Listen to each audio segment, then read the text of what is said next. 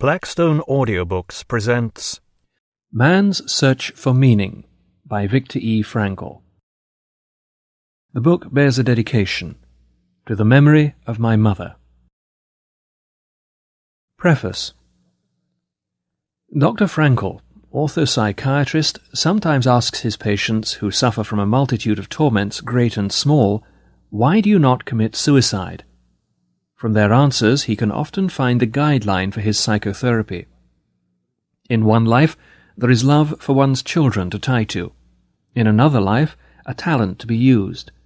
In a third, perhaps only lingering memories worth preserving. To weave these slender threads of a broken life into a firm pattern of meaning and responsibility is the object and challenge of logotherapy, which is Dr. Frankl's own version of modern existential analysis. In this book, Dr. Frankl explains the experience which led to his discovery of logotherapy. As a long-time prisoner in bestial concentration camps, he found himself stripped to naked existence.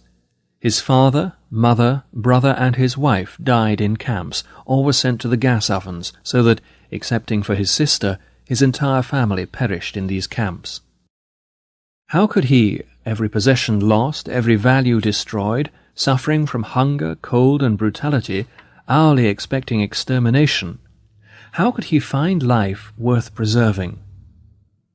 A psychiatrist who personally has faced such extremity is a psychiatrist worth listening to. He, if anyone, should be able to view our human condition wisely and with compassion. Dr. Frankl's words have a profoundly honest ring, for they rest on experiences too deep for deception. What he has to say gains in prestige because of his present position on the medical faculty of the University in Vienna, and because of the renown of the logotherapy clinics that today are springing up in many lands, patterned on his own famous neurological polyclinic in Vienna. One cannot help but compare Viktor Frankl's approach to theory and therapy with the work of his predecessor Sigmund Freud. Both physicians concern themselves primarily with the nature and cure of neuroses. Freud finds the root of these distressing disorders in the anxiety caused by conflicting and unconscious motives. Frankl distinguishes several forms of neurosis, and traces some of them, the noogenic neuroses, to the failure of the sufferer to find meaning and a sense of responsibility in his existence. Freud stresses frustration in the sexual life, Frankl frustration in the will to meaning.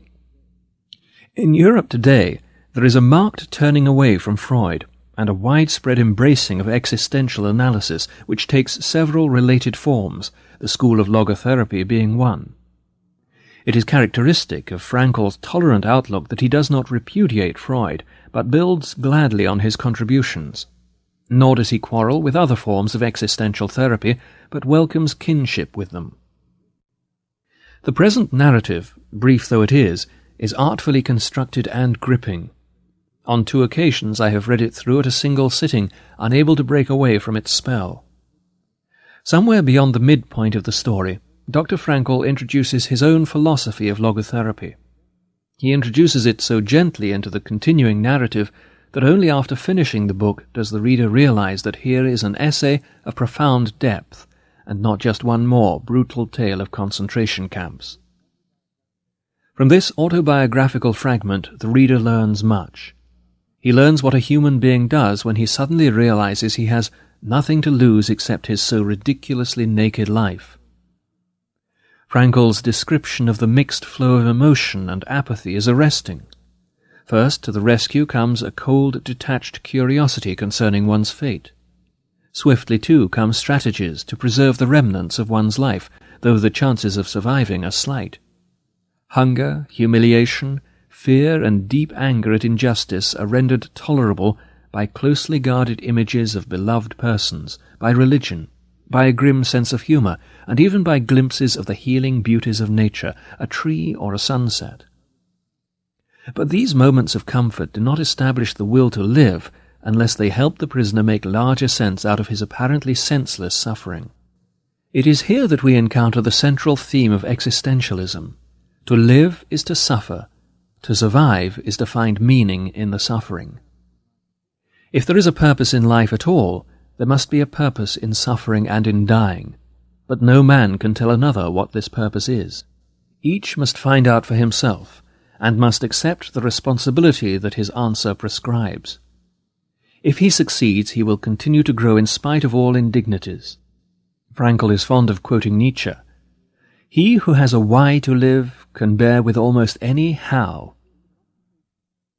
In the concentration camp, every circumstance conspires to make the prisoner lose his hold. All the familiar goals in life are snatched away. What alone remains is the last of human freedoms, the ability to choose one's attitude in a given set of circumstances.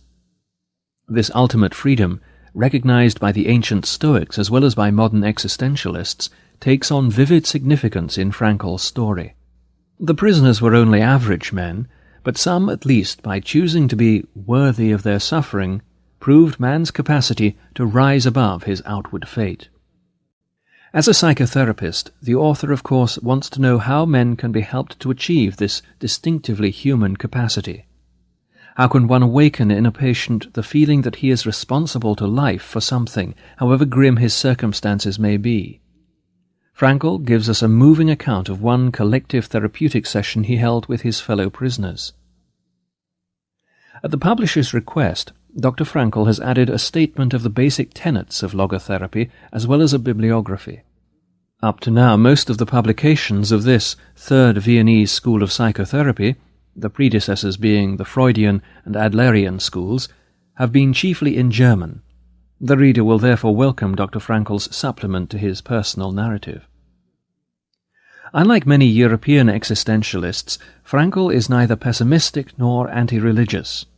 On the contrary, for a writer who faces fully the ubiquity of suffering and the forces of evil, he takes a surprisingly hopeful view of man's capacity to transcend his predicament and discover an adequate guiding truth.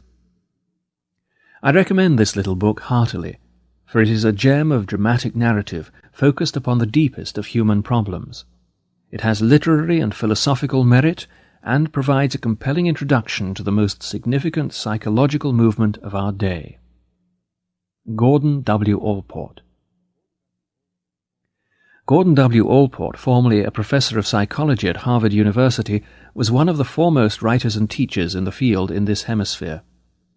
He was author of a large number of original works on psychology and was the editor of the Journal of Abnormal and Social Psychology. It is chiefly through the pioneering work of Professor Allport that Dr. Frankl's momentous theory was introduced to this country. Moreover, it is to his credit that the interest shown here in logotherapy is growing by leaps and bounds. Preface to the 1984 edition. This book has now lived to see its 73rd printing in English, in addition to having been published in 19 other languages, and the English editions alone have sold almost 2.5 million copies. These are the dry facts, and they may well be the reason why reporters of American newspapers, and particularly of American TV stations, more often than not start their interviews after listing these facts by exclaiming, "Dr. Frankl, your book has become a true bestseller. How do you feel about such a success?" Whereupon I react by reporting that in the first place I do not at all see in the bestseller status of my book so much an achievement and accomplishment on my part as an expression of the misery of our time. If hundreds of thousands of people reach out for a book whose very title promises to deal with the question of a meaning to life, it must be a question that burns under their fingernails. To be sure, something else may have contributed to the impact of the book. Its second, theoretical part, Logotherapy in a Nutshell, boils down, as it were, to the lesson one may distill from the first part, the autobiographical account, Experiences in a Concentration Camp. Whereas Part 1 serves as the existential validation of my theories. Thus both parts mutually support their credibility. I had none of this in mind when I wrote the book in 1945, and I did so within 9 successive days and with the firm determination that the book would be published anonymously. In fact, the first printing of the original German version does not show my name on the cover, though at the last moment, just before the book's initial publication, I did finally give in to my friends, who had urged me to let it be published with my name at least on the title page. At first, however, it had been written with the absolute conviction that, as an anonymous opus, it could never earn its author literary fame. I had wanted simply to convey to the reader by way of a concrete example that life holds a potential meaning under any conditions, even the most miserable ones. And I thought that if the point were demonstrated in a situation as extreme as that in a concentration camp, my book might gain a hearing. I therefore felt responsible for writing down what I had gone through, for I thought it might be helpful to people who are prone to despair. And so it is both strange and remarkable to me that, among some dozens of books I have authored, precisely this one, which I had intended to be published anonymously so that it could never build up any reputation on the part of the author, did become a success.